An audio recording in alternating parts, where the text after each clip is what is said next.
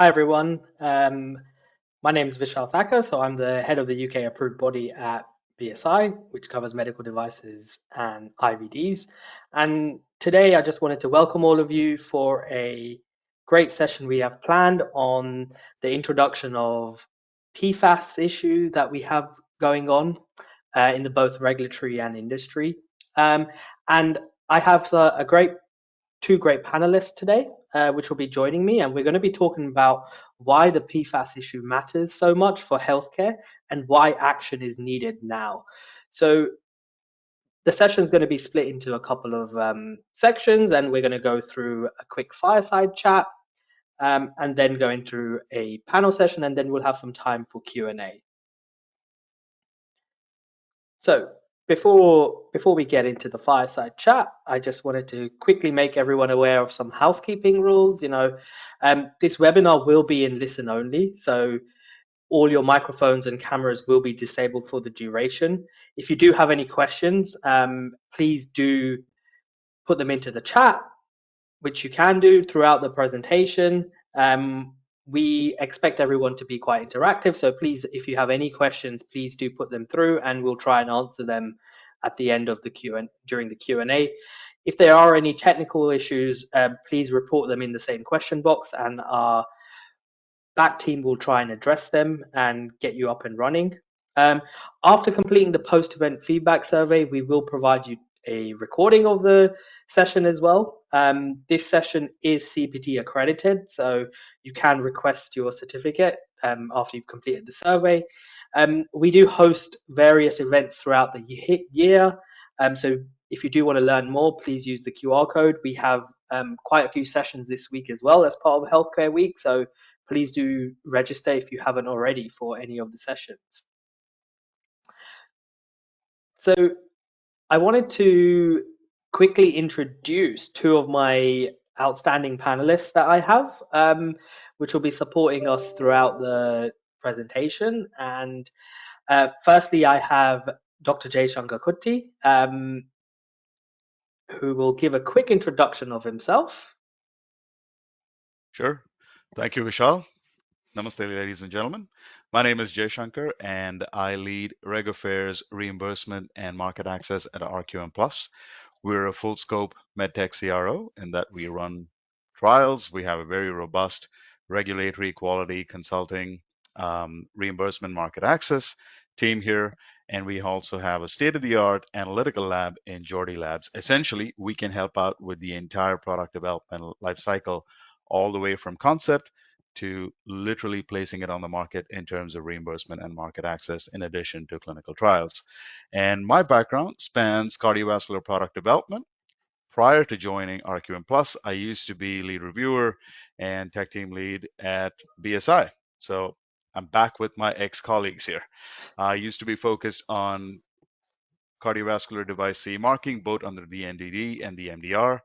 And currently, I'm also part of PFAS task forces here in the US, one with Med Device Alley and a couple of others as well.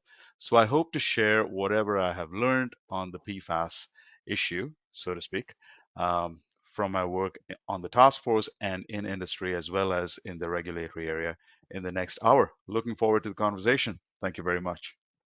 Great. Thank you very much, Jay, and always good to have you back at BSI with giving your knowledge from industry now. Pleasure. And my next panel member is Piero Trabaco. So Piero, over to you to give a quick introduction. Thanks, Vishal, and hello, everyone. Sure, so a quick introduction on my background. Um, my name is Piero Trabucco. I have master degree in biotechnology and a PhD in biomolecular sciences, and I've worked for over 18 years in R&D or regulatory affairs, life science industry, including both pharmaceutical and medtech companies with a specific focus on biocompatibility and chemical characterization of medical devices.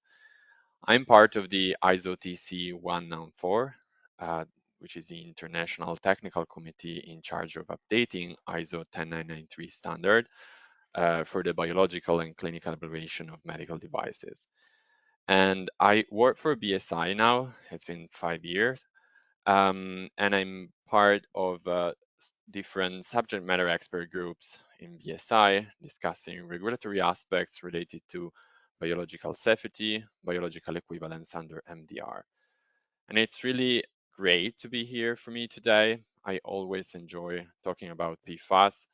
It's a fascinating topic, not only because it's very complex scientifically, but also because it cuts across many sectors, so from chemicals to medtech, environmental, and regulatory. And it's also great to be here with my ex-colleague Jay, who I'm always happy to partner with. So I hope we will be able to contribute to this discussion with regulatory perspective and industry perspective. And there's always something new to learn in this field. So looking forward to hearing thoughts from everyone here to to contribute to the discussion.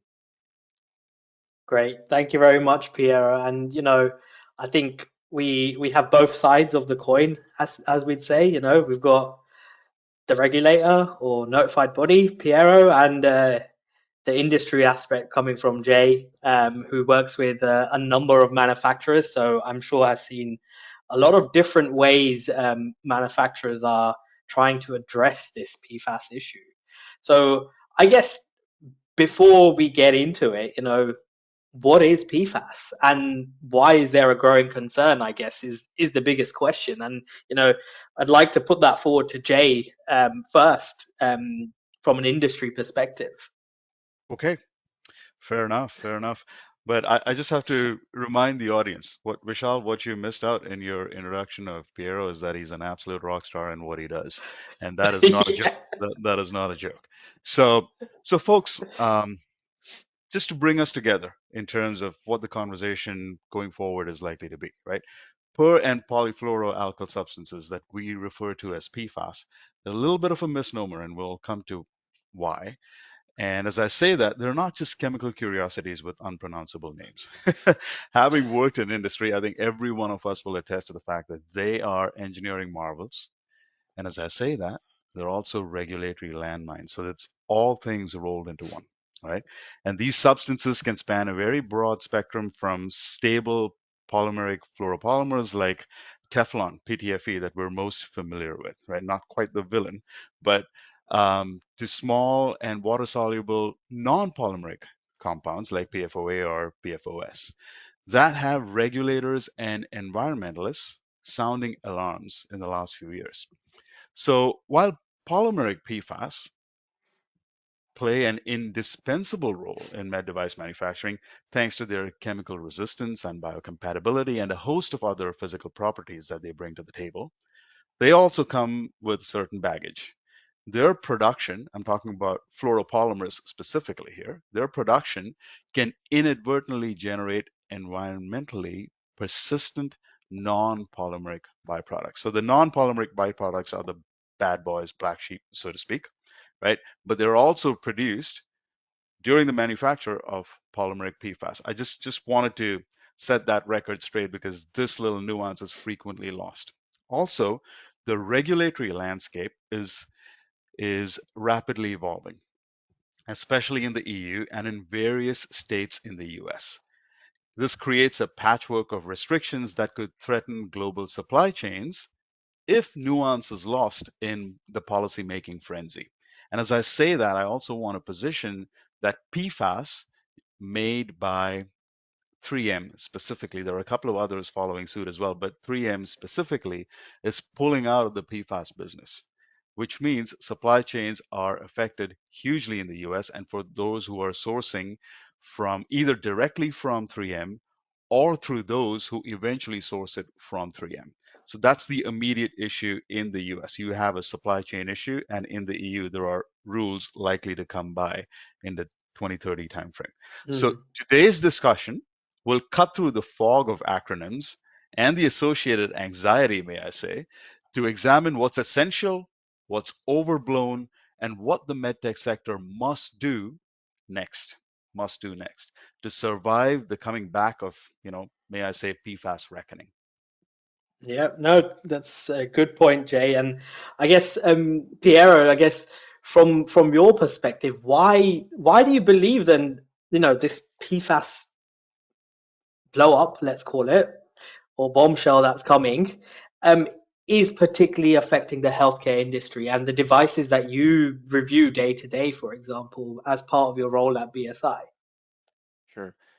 So I would just like to start with one consideration. I find kind of interesting to notice that depending on whether you're listening to a webinar geared for industry or a webinar delivered by some environmental agency, you hear very, very different perspective on the same topic. So on one side, industry, and that's fully understandable, support the fact that the concern and the pressure that is ramping up on some materials like the PTFE, the Teflon, are unreasonable, and it's not very scientific to think of a restriction on those things.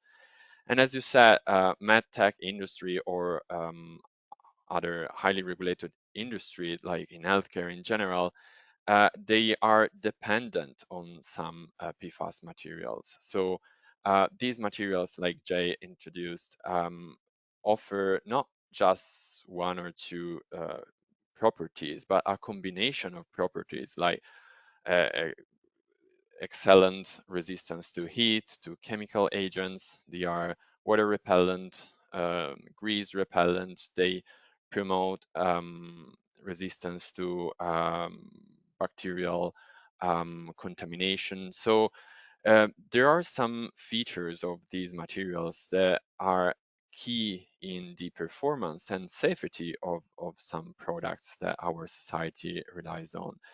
And the medtech sector is probably one of the most um, appalling examples of these. So I work in the vascular group in BSI, and probably the majority of our devices that, or I mean, the devices that we review daily are coated or do include components that rely on PFAS substances.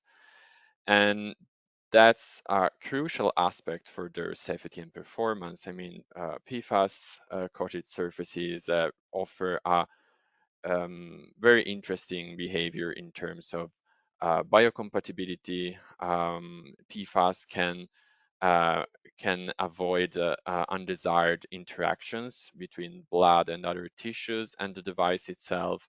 So it's very hard today to think of some implantable medical devices or life-saving devices that are made without PFAS materials. But on the other hand, as Jay also said, environmental agencies highlight the fact that even the safe fluoropolymers do have some byproducts that are produced during manufacturing or disposal. So there is a byproduct of PTFE production that is recognized to have more than 12,000 times the global warming effect of CO2.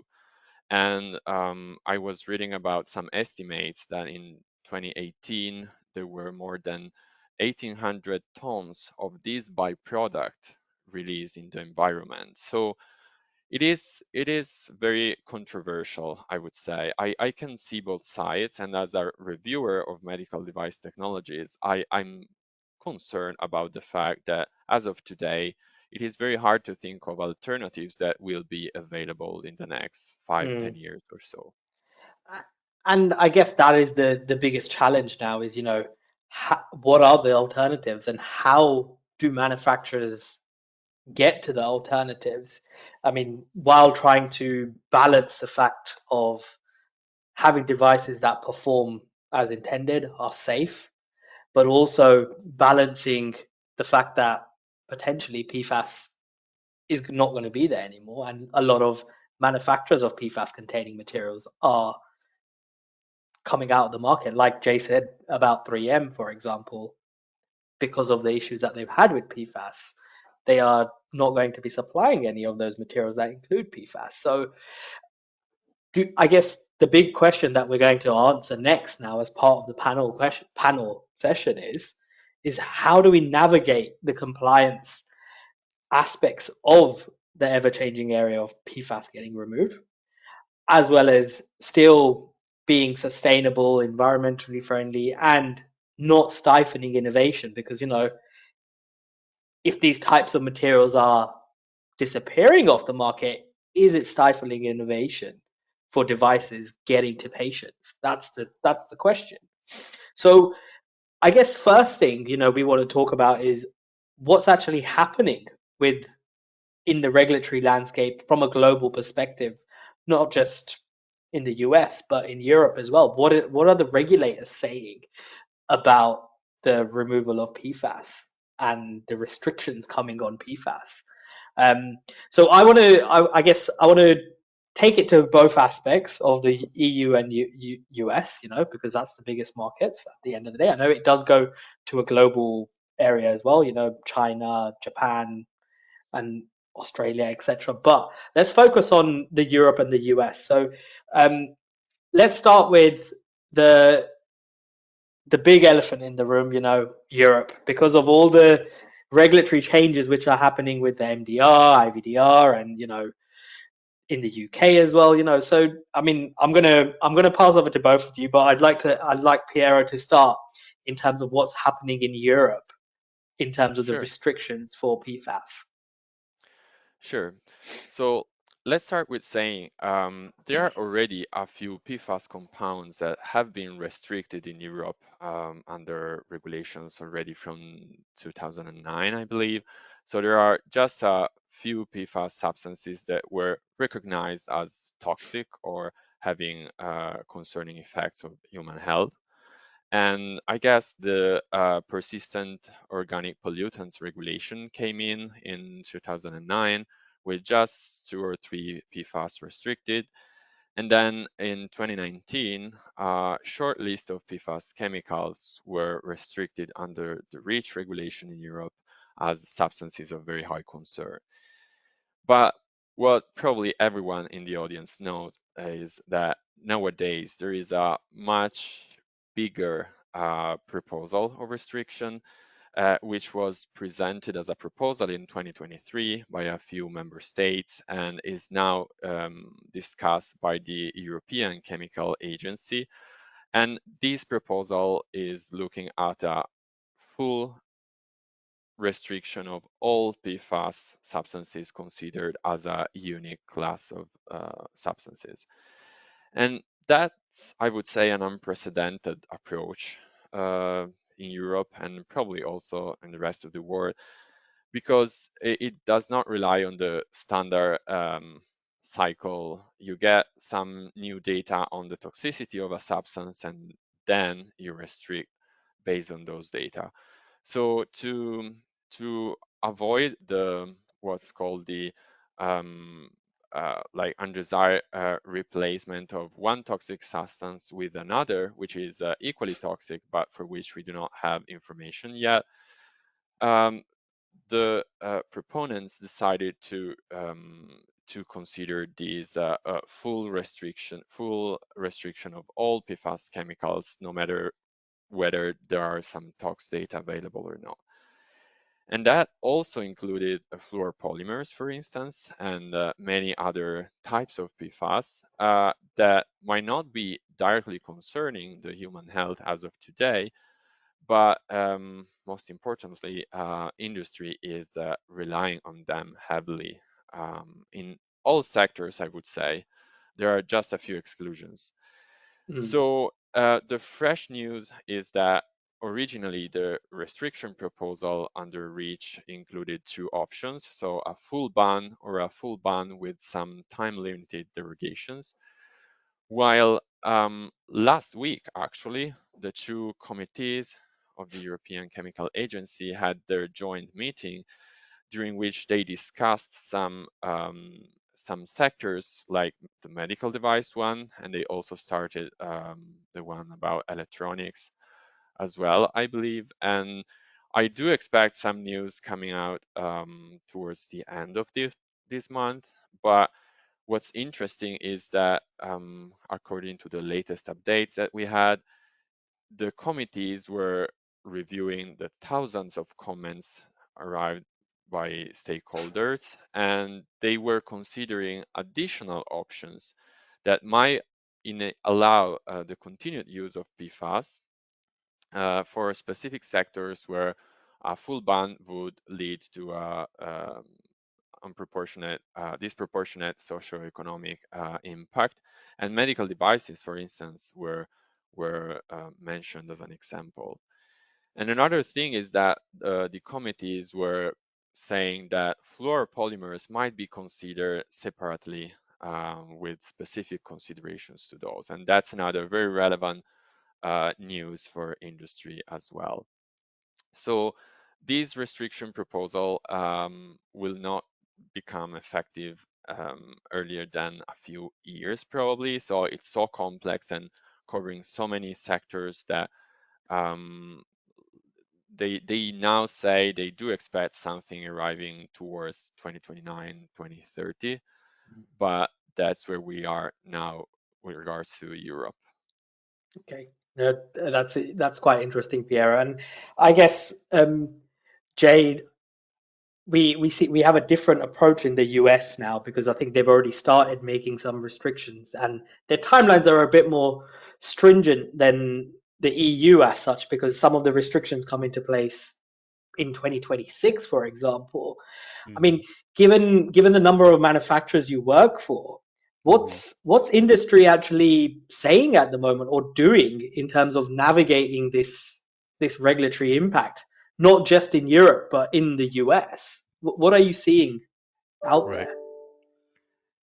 There's many different nuances at play here. And to answer your last question first, because I have a short memory, um, what's industry doing? It really depends on what size manufacturer you are. And this is what I'm seeing, personal opinion as well. Some of the larger manufacturers have started working on this last year. Some of the smaller manufacturers, I shouldn't use the word clueless, just aren't quite focused on this Mm, yet, unless they're an interventional company and they know through their suppliers. So it's all across the board. Now, with that, there are multiple aspects of it, and I use the word nuanced when I started the response to your question. There is the market confusion aspect, right? There's environmental concerns. There is polymeric PFAS, fluoropolymers, like Piero was referring to. There's non-polymeric PFAS. There is the whole regulatory outlook associated with the FDA. There's federal regulations on the horizon when it comes to PFAS. Some of it's already there. There's US state level actions, because of the disconnect between federal and state, there is a little bit of regulatory uncertainty in addition to the FDA aspect of things. And then there is the challenges that manufacturers are faced with associated with replacing these devices, not just from a design perspective, but also from a processing aids mm, standpoint. So, in terms of market confusion, there's really no universally agreed definition on the PFAS subcategories. And that leads to a lot of confusion in the market as well as the regulatory environment concerning the differences between polymeric and non-polymeric PFAS, right? And I don't think that the policymakers themselves fully appreciate this difference, which is one of the reasons for the frenzy. And then nowadays, it's being more widely understood that, hey, it's the non-polymeric PFAS that's the problem.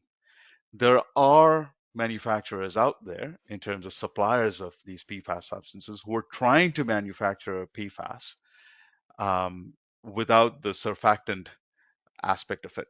But that's leading to even worse byproducts, is what I'm told. So there are attempts out there in trying to figure out these replacement devices.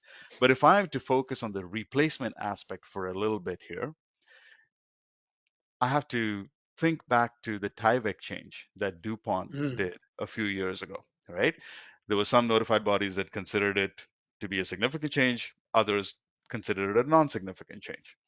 But I'm not here to talk about notified bodies. What I'm trying to impress upon the audience is that in case of that Tyvek change, the FDA worked very closely with DuPont to figure out what testing and what test data would be considered applicable for this Tyvek replacement. It was a like for like replacement, one is to Yeah. one replacement. But with PFAS, we're talking about a family of at least a couple of hundred materials under the PFAS umbrella, specifically from, specifically from a med device perspective. You expand that to other industries, now you're into the thousands. Now, because the materials that have to be replaced are more than one, there's no real like for like replacement. Each manufacturer is going to have to go after the properties that these specific PFAS materials that they use impart to their end product, which is what is making finding a replacement very, very difficult. Now, how is that going to affect innovation? I have heard ad nauseum that regulations are stifling innovation. And I don't think anything is further from the truth than that statement. And there is reason for why I'm saying what I'm saying. Innovation was never stifled with the advent of the FDA in 1976, right? I don't think innovation has been stifled with the advent of the MDR, may I say, in 2017. What is not helping industry is dragging our feet in some aspects. Mhm. And why does that happen? Right? I'm not trying to blame one or the other. Why does that happen? It's not the regulation or the magnitude or the severity of the regulation that stifles innovation. It's the uncertainty and the misinterpretation around the regulations that gives manufacturers cold feet. Now, here, what's happening in the US? Even before regulations come into play, there is that aspect as well. But even before regulations come into play, you have a more imminent danger, so to speak, of 3M pulling out. In fact, they have pulled out, right? All back orders are going to be satisfied until the end of 2025, and then that's it. After that, they're out because they've been hit with severe lawsuits. Because, and I've been party to it, the water where I used to live, which used to be near 3M, was contaminated with PFAS substances. So they were hit with several lawsuits. So 3M's getting out of it, and there are other suppliers who are also likely going to follow suit. So there is a supply chain issue that's hitting manufacturers way before federal regulations are going to hit them. Talking about Yeah. regulations, just one more point. Talking about regulations, starting 2026, a lot of these manufacturers are going to have to quantify PFAS levels in their waste, right? Yeah. So, in terms of innovation, I think there is opportunity because PFAS came into being to satisfy a certain requirement. Now, with what we've been faced with, if the policymakers and the regulators can get their act together in terms of clearly saying, here's where the direction is, here's what the requirements are, and here are our interpretations around it, I think that'll help satisfy the situation to a large extent. Nevertheless, finding a replacement is not going to be as easy as the Tyvek times because it's really going to be application specific. But we can start off with some clarity from the standpoint of policymakers and the interpretation around those rules. Yeah, no, and you make a good point, Jay.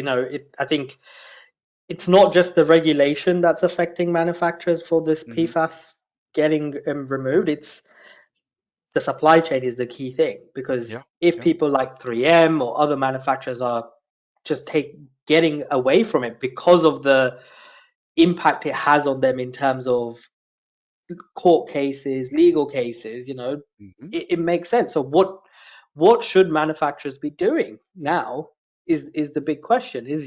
They should be starting to get ready for these Yeah. changes because it's not just waiting for the regulation like Hmm. manufacturers do for the MDR. There's a new regulation coming.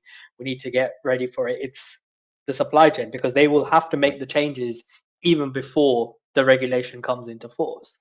Hmm. And I guess Piero, my question is, how are notified bodies and regulators approaching this from a conformity assessment perspective? Sure. So I was listening with a lot of interest, Jay's perspective here, because even on this side of the ocean, we do see already the shock waves sent by the 3M and other suppliers as well that are Hmm. ceasing manufacturing of these substances for Hmm. reasons that are related to the impact on environment, people health, and so on. So everything is very connected here because manufacturers are already facing issues with production continuity, and in sectors that are highly regulated, like the medtech sector, every change in materials, for instance, composing a medical device, can represent substantial change under the sector-specific regulation, which is MDR in this case. And so replacing a material in a like-for-like change is never easy, even if assuming you were able to find a replacing material which has the same performance characteristics. So we are seeing very different approaches, I would say. I had to do with manufacturers that were really proactive, and they started already time ago their impact assessment. Hmm. The results are pretty impressive, I would say. So there are manufacturers with hundreds or even thousands of parts affected by this supply issue. Sometimes 3M or the other suppliers are not the direct suppliers, but there are some sub-tier effects here in the chain, and Right. it's very difficult to get clear and transparent information from the whole supply chain. However, these manufacturers were already presenting data about, let's say, hundreds and hundreds of parts involved. Sometimes it is the component in the finished product which is affected, but in most cases, it is some very hidden and poorly Mm. visible small tooling object that, however, is very important for the manufacturing process And itself. yeah, and Piero, you raise a good point there. It actually goes down to the lack of transparency in the supply chain sometimes. You don't know what you may bring a finished component, but what's included in that component in the manufacturing of that small component, it Exactly. goes down to the supply chain. And I guess the biggest challenge here for manufacturers of devices is how to identify PFAS and where to identify it in their supply chain. So I guess that's the biggest difficulty. So Jay, have you encountered any manufacturers in terms of their way of doing this impact analysis, for example, that Piero mentioned, and the identifying PFAS materials? Like, what approaches should manufacturers be taking? Yeah, um, that's a very valid point.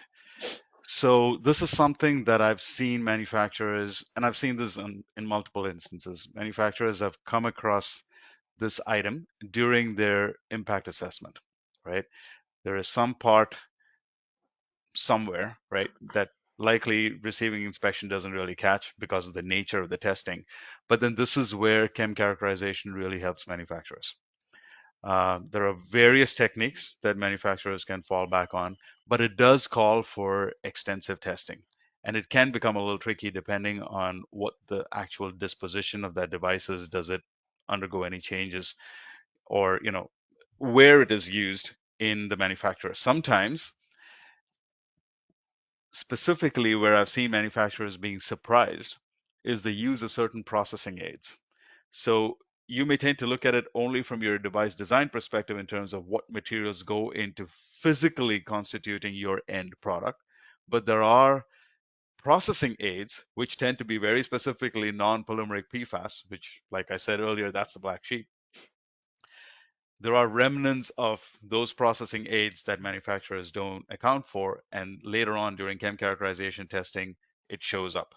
It may be a type of device that doesn't really need to go through the entire extent of chemical characterization testing, depending on how they're classified under 10993.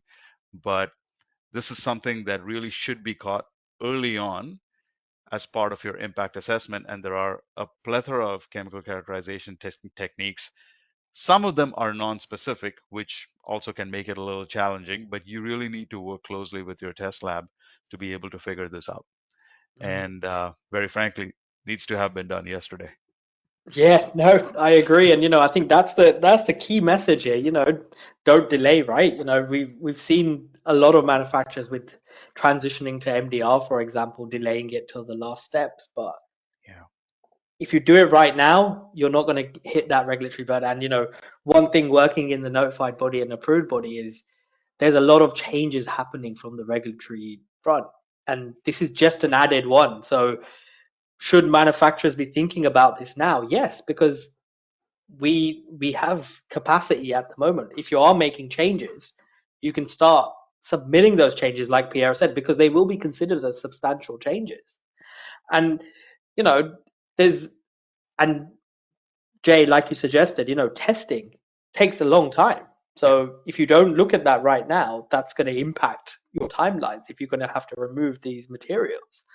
But yes, there's testing, but are there any available databases for listing PFAS substances that you find that manufacturers are also using? Okay. I'll tell you what I know. Then I'll also I'll tell you. his viewpoint from a European perspective. Piero, if you want to take this, go ahead, and then I'll come in later. No, no, Okay. let's go ahead and I can follow up. Are there readily available databases? Short answer, not that I know of. And this is very interesting, okay? Piero, you may have a very different take on it. So I've been part of these PFAS task forces, which involved all of the major manufacturers here in Minnesota in medtech. Nobody was willing to spell out X, Y, Z in terms of replacement materials. Nobody. Were most of them working on figuring out replacement materials? Yes. So there is a proprietary aspect to this. Mm, What I have understood over time is, especially the larger manufacturers, they have a very broad portfolio of devices. And the first step that they're trying to do after their impact assessment is to try and see if they can repurpose a non-PFAS material from elsewhere in their product portfolio to help with phasing out PFAS. And that spans both polymeric and non-polymeric PFAS. That comes with certain challenges. And the very first impact is in terms of product safety and performance. Now, you have to remember, a lot of these manufacturers have gone through significant rigors and jumped through many hoops to generate clinical data for EU MDR submissions. And right on the heels of getting that certificate is working on PFAS. If they change this, it's a significant change. If there's an impact to clinical evaluation, they're looking at yet another significant exercise of data generation. It's a lot of stress on the system, whereby they're trying to see if they can repurpose materials from other parts of their product portfolio. That's one thing. I've seen efforts where manufacturers are trying to move away from PFAS, are willing to take a little bit of a hit when it comes to product performance, but as long as it's within the tolerance band, so to speak. If it's easy to relate to this, say certain delivery catheters, right? If you are willing to take a hit to the lubricity aspect of it by replacing PFAS with maybe some kind of a polyester. Not ideal, I realize that. But there are manufacturers who are trying that too to see where they fall in that design space. They may be a little lower, but where does it fall? Implantables are facing a huge challenge because they're used for very specific properties, right? Lending hydrophobicity or being thromboresistant. Right now, there is no real like for like replacement. There are some replacements that are being tested, potential replacements, I should say, by the suppliers. There are certain animal studies ongoing for certain replacement by suppliers. Now, I hear that these are as close as possible to PFAS, but we don't really know. What I'm trying to say is there are many efforts ongoing, right? But there is nothing to say that there is XYZ replacement for ABC PFAS in medtech. Now, when it comes to non-medtech, there are multiple companies out there, American as well as Canadian, that have started working with, say, packaging. packaging for food substances, or even for automobiles, where they're able to give you an as close as possible like for like replacement for PFAS. But neither have these companies publicized exactly what their change is. Proprietary issues once again, right? So there are efforts ongoing on multiple fronts. And what's compounding that challenge is that it's not a one or two device replacement that we're looking for. We're looking for an entire family that could be in excess of a couple of hundred. Okay. And I guess what you're saying here, Jay, is, and maybe this may sound controversial, because of the um, fact of proprietary information. Do industry need to work together in forming some sort of sharing of information in terms of how they're trying to deal with these PFAS issues? And I personally, I think that that would be the best answer for manufacturers to get through this, to navigate this regulatory change. But will Um, industry be able to do it? That's the question. if I was an idealist living in utopia, I would say absolutely yes. But and, you know, um, but I'm yet to see something like that. Mm, But there are also, if this comes, if this is driven by the suppliers, I think there will be a lot more of a universal effort, not yeah, effort, universal approach, because now everyone's going to get the same thing. But this is the challenge because we're targeting so many different properties. We haven't really seen that kind of a proposition where they say, hey, if you're looking for XYZ properties, this is the material you need to go to. Maybe as these materials get characterized over time, maybe the suppliers will start pushing it. I don't think we're quite at that point as yet. yeah, interesting. So, Piero, what are your views on this? Well, so I do see all points that Jay made, definitely. What I can say is there's already confusion on what PFAS substances are in scope, and that's something that Jay So also true. mentioned at the beginning. Yeah. So the definition of PFAS substances in Europe is slightly different compared to the one used in US. So even the list of substances, if any is available, are kind of different, slightly different.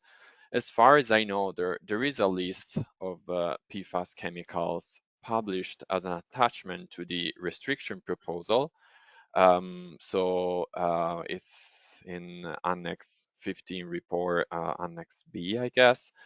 And there are other lists like the US EPA master lists of substances that are in scope, but that's just a starting point, and those lists are not Right.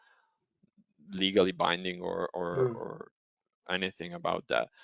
So, but as a starting point, I feel industry should start understanding what chemicals or compounds are used even in processing that could be defined as PFAS here or there. And when it comes to cross-sector collaborations, we do see um, something promising here to be trying to be positive. So we're seeing small encouraging signs of industry-wide collaboration here.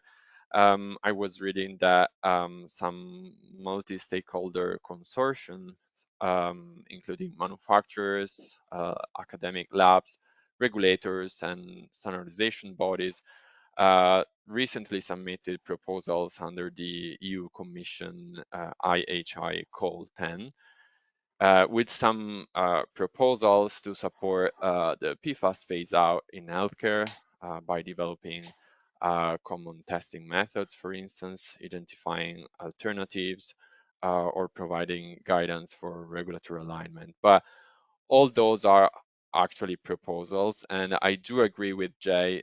So far, I haven't found any clear identification of good replacing materials that could replace the most commonly used PFAS.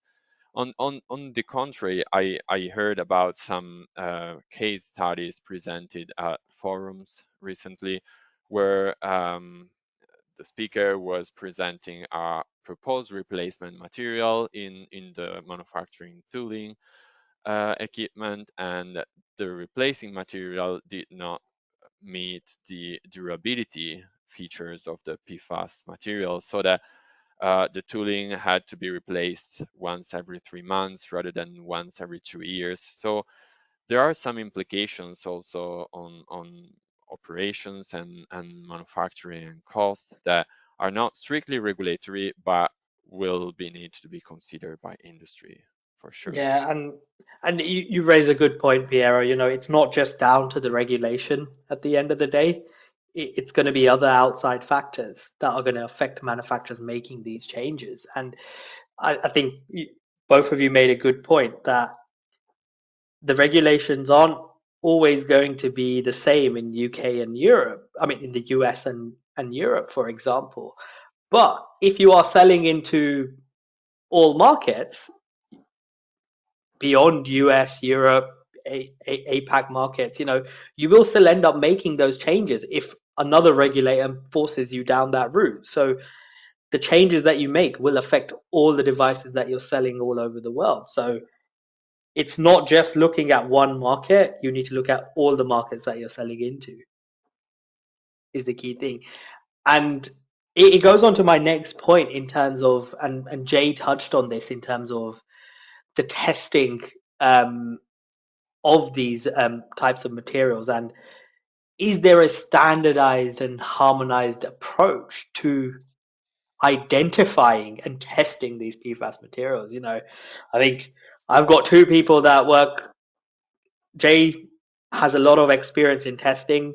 Piero sits on the technical committees on standardization. So I want to put that out there to both of you in terms of, is there a lack of harmonized approaches for PFAS identification and testing? And how can standardization bodies such as ISO, BSI promote consistency and methodological and reliable ways of doing this? You know, I'm going to put it out there to both of you. So Go whoever ahead, gets man. the hand on the buzzer first gets to talk first. Nah, go ahead, man. I'll come in later. Yeah. Sure. So yes, I do agree that there is a lot of potential improvement that is in harmonizing the approach, even just to test PFAS substances. It's not surprising, right? We are talking about more than 10 or 15,000 different compounds here in total, and different types of PFAS have very different properties and features. So it is easy to understand that there is not a straightforward method to measure or detect PFAS. Speaking of the US regulations, I mean, the reporting requirements under the Toxic Compound Control Act um, that were recently introduced with regards to PFAS will require companies to report, US-based companies to report the use or even the importation of PFAS compounds. And so we get to a point where it is important to know how to detect whether some PFAS contamination is present or not. And it is not straightforward, as I said. So one thing that all PFAS compounds have in common is the presence of these fluorine and carbon bond. And so there are some non-specific test methods that just aim at measuring the total content of fluorine in a matrix. That's non-specific, of course, because the fluorine measured in the method might derive from non-PFAS sources. And more interestingly, it has been noted that when you apply this non-specific method to a sample and then you rely on some targeted methods that are specific for some types of PFAS, you get a big gap, right? So uh, there's still inconsistency and on the test methods to detect PFAS. There are a few ISO standards out there, and even N standards. There is EN 17681-1 about measuring some specific PFAS like PFOA or PFOS. There is ISO 21675, I guess, that uh, that is about determination of selected PFAS substances in water, or other standards are in solid matrix. So there are a few guidance documents out there, but definitely we need to develop a harmonized approach. And in this, I feel that standardization bodies can play an important role in trying to keep things consistent globally, rather than having different definitions, different threshold levels, or different methods that can lead to different results. Thanks, Piero. So, Jay, I'm going to give you 2 minutes because I want to do some questions from the audience as well. But Yep. what is your views on this same topic? Well, as I hear Piero talk, I was thinking, I mean, that's all true. And I was thinking, how long has GHTF been around? But anyway, so yeah, there are standardized analytical test methods for PFAS detection, but it all comes with asterisks, caveats, and may I say, old-fashioned regulatory turf wars baked in, right? But here's the reality. I mean, stripped of all the greenwashing and the techno-utopian fluff, right? There are EPA-approved methods. There are 3 or 4 methods: 537, 533, 8327, 1633, if anyone wants to go and take a look. To Pierre's point, there are ASTM standards. There are ISO and international methods. But there are also challenges and limitations. I mean, there's a major gap in validated methods for med devices, polymers, and manufacturing surfaces, so to speak. Testing PTFE or fluoropolymer coatings for leachable PFAS. Welcome to analytical ambiguity. This is all I can say. When it comes to non-target analysis, there are many methods that focus on a list of known PFAS. There are emerging techniques like total organic fluorine and suspect screening. I mean, that's they're trying to gain favor, but that's not yet on the radar. Detection thresholds can be tricky depending on regulatory requirements.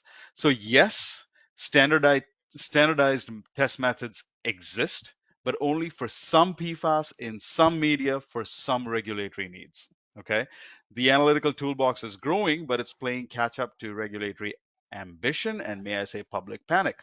So for medtech manufacturing, especially, a critical gap remains to assess PFAS in finished products, production waste, and supply chain materials. Talking of innovation, there is a lot of opportunity here. Mm. Thanks, Jay. So, thank you very much, both of you. For giving your insights into the PFAS quagmire, the PFAS bomb, the Quagmire, PFAS that's a good regulatory. word. What? Yeah, I know. I just came up with that, given that what we were just talking about. Yeah. So I have a few questions from the audience because I want to give a chance. So I guess the first question, which has come up, and it actually is a good question at this point. Is how should manufacturers be preparing for this transition responsibly? Yeah. Can I take that? Yeah, go for it. All right. In my head, it's a 7-step process. So manufacturers need to adopt best practices for planning and execution, ensuring minimal disruption in supply chain and operations to maintain competitiveness in the market, right? Step one, you've got to identify devices across your portfolio which use PFAS materials, including manufacturing processing aids and the sources of PFAS raw materials. If it's straight up from 3M, you know you're in for trouble. But if you say, I don't take it from 3M, I get it from somebody else, but be careful because that somebody else may be a third level recipient from 3M. So you got to be careful of that. Step two, perform an impact assessment to understand if these supplier changes are feasible or if replacement materials are needed and subsequent design changes. Step three, develop a strategy to address the impact to device safety, device performance, biological safety, and your clinical evaluation. Step four, assess the global competitive and regulatory impact of the changes and develop a strategy accordingly. Step five, perform materials testing, validation, and verification testing of the modified devices and processes. Don't forget about the process aspect of things. Step 6 is the obvious one. Submit your technical documentation to global reg bodies for approval.